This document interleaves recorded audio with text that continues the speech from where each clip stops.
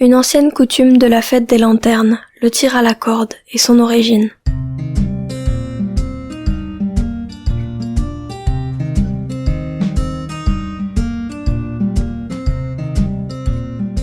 Dans la Chine ancienne, le tir à la corde est né de la nécessité de faire la guerre sur les rivières. Il est ensuite devenu une coutume, souvent pratiquée le 15e jour du premier mois lunaire, lors de la fête des lanternes. À l'origine, un entraînement militaire pour mener à bien les batailles navales. Dans le chapitre Lu Wen du livre Mo Tzu, il est dit que pendant la période du printemps et de l'automne, de 771 à 256 avant Jésus-Christ, les Chu et les Yue se battaient en barque sur la rivière. Les Chu, qui se trouvaient en amont de la rivière, avançaient avec le courant et reculaient contre le courant. Ils avançaient lorsqu'ils voyaient des avantages et reculaient quand la situation devenait moins favorable. Tandis que les Yue, qui vivaient en aval de la rivière, avançaient contre le courant et reculaient dans le courant. Ils avançaient contre le courant lorsque la situation leur était favorable et reculaient rapidement dans le cas contraire. Ainsi, le peuple Yue avançait et reculait à sa guise à toute vitesse et a vaincu le peuple Chu.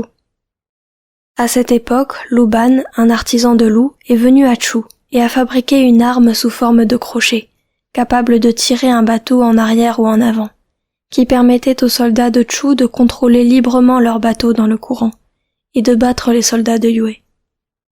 L'entraînement des soldats de Chu à l'utilisation des crochets s'appelait le tir au crochet, qui était le précurseur du tir à la corde.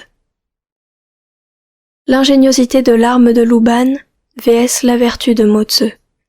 Appréciant l'ingéniosité de ses crochets, Lu Ban a demandé à Mo Tzu « J'ai un crochet puissant pour la bataille navale, mais je me demande si votre droiture a aussi un crochet puissant. » Mo Tzu lui a répondu « Ma droiture est plus vertueuse que le crochet pour votre bataille navale. J'attire les gens avec bienveillance et les tiens avec du respect.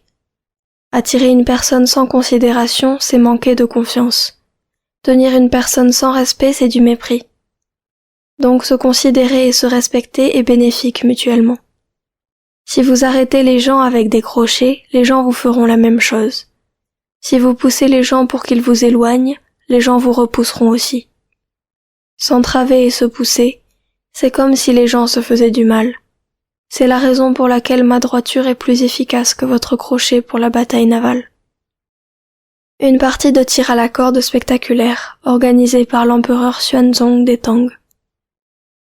Depuis lors, cet entraînement militaire a évolué vers ce que l'on appelle aujourd'hui le tir à la corde.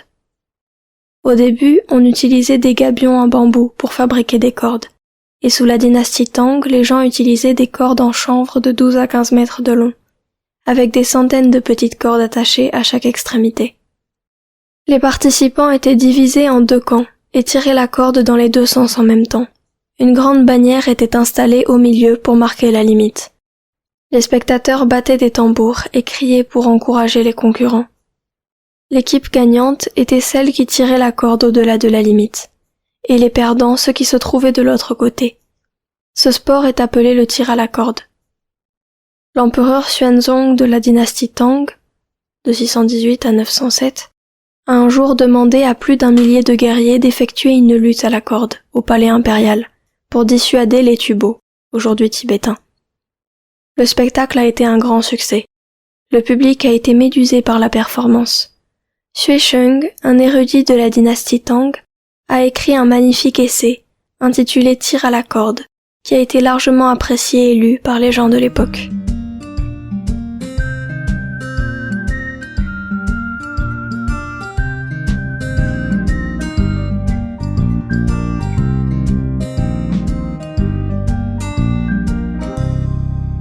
Merci d'avoir écouté ce podcast. Si cela vous a plu, vous pouvez liker et vous abonner. Et on se retrouve sur visiontimes.fr. À bientôt!